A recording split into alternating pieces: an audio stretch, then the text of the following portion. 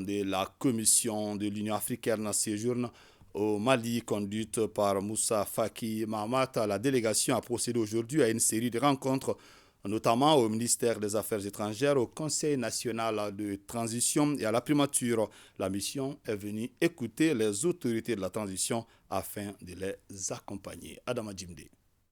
Cette troisième mission de la Commission de l'Union africaine au Mali témoigne de l'importance de l'attachement de l'organisation continentale à accompagner notre pays. Devant ses interlocuteurs, le Premier ministre Dr Choguel Kokala Maïga a tenu à faire l'historique des circonstances dans lesquelles est intervenue la transition au Mali.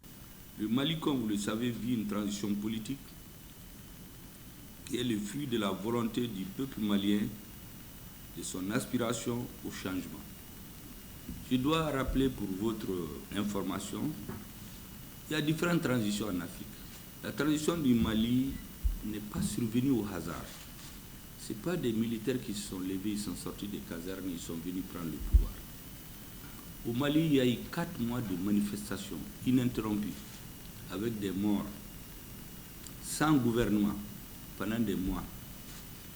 Et les militaires qui sont venus parachever, comme ils l'ont dit, la lutte du peuple, sont des officiers qui ont fait la moitié de leur carrière sur le terrain des opérations.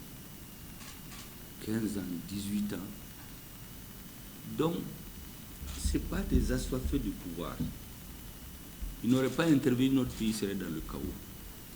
Et lorsqu'ils ont annoncé devant tout le monde qu'ils sont venus parachever la lutte du peuple, les Maliens l'ont beaucoup apprécié.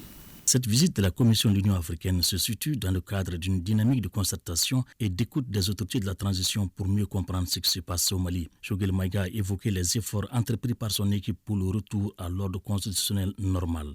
Je voudrais vous donner l'assurance de la détermination du gouvernement à tenir ses engagements tant avec la communauté régionale et internationale qu'avec la communauté nationale qui a clairement exprimé sa vision du Mali nouveau au cours des assises nationales de la refondation de l'État tenues en décembre 2021. Les efforts de réforme seront poursuivis de manière à atteindre le point de non-retour dans le processus de redressement de notre pays.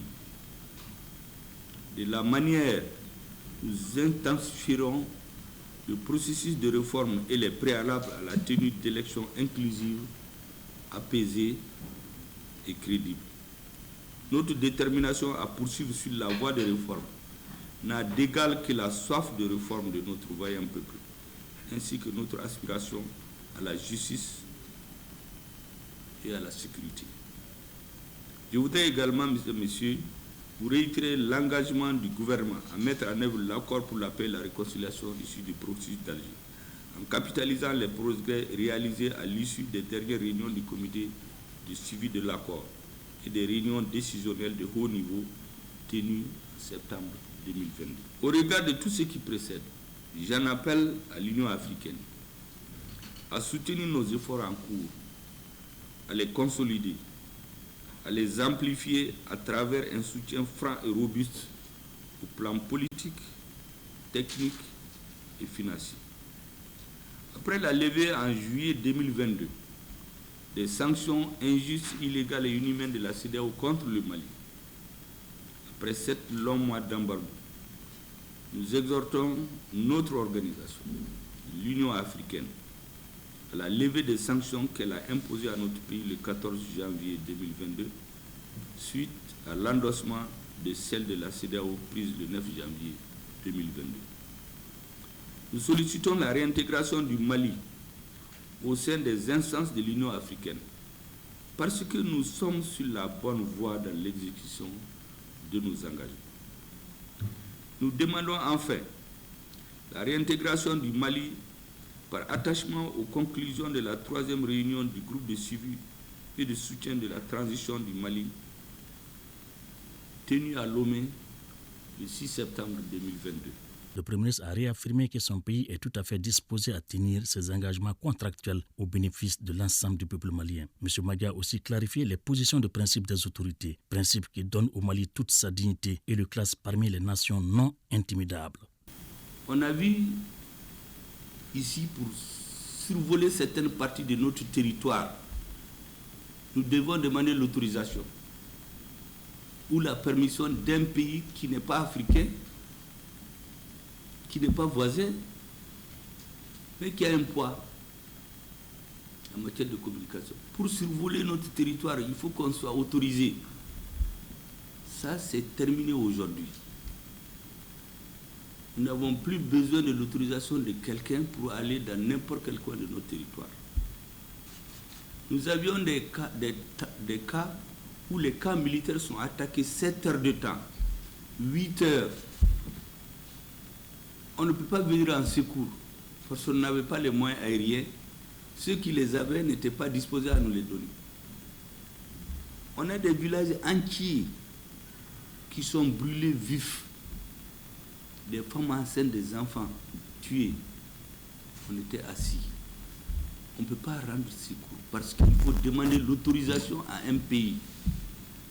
S'il n'est pas d'accord, on ne part pas. Le retour de l'État et des services sociaux de base dans les zones affectées par la crise, le retour des réfugiés et des personnes déplacées internes dans leur terroir, ainsi que la sécurité des populations occupent tout naturellement un ordre de priorité élevé dans le programme d'action gouvernementale.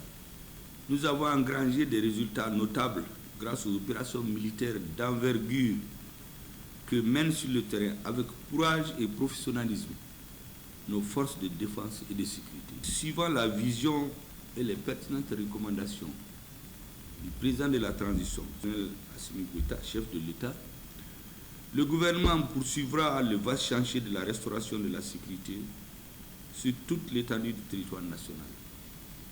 De la dignité des Maliens, vous êtes des Africains, vous savez comment le Mali est perçu aujourd'hui dans le monde, de la souveraineté et de l'indépendance de notre pays. Nous avons 3 principes que notre chef d'État a édictés aujourd'hui qui conduisent l'action publique. 3. D'abord, pour tout partenaire, il faut respecter la souveraineté du Mali. Condition numéro 1. Condition numéro 2, c'est au gouvernement malien, au peuple malien de choisir librement ses partenaires stratégiques et d'une façon générale son partenariat stratégique, sans injonction. Troisièmement, tout acte qui doit être posé par un homme public doit partir de la réponse à la question où sont les intérêts de notre pays. Donc la défense systématique, méthodique, continue des intérêts supérieurs du peuple malien. C'est les 3 principes dictés par le président. Le président de la Commission de l'Union africaine, le Tchadien Moussa Faki Mahamat, n'a pas voulu s'exprimer à notre micro. Auparavant, la délégation avait eu une séance de travail avec le président du CNT, le colonel Malik Diaw, et avec le ministre des Affaires étrangères et de la coopération internationale, Abdoulaye Diop.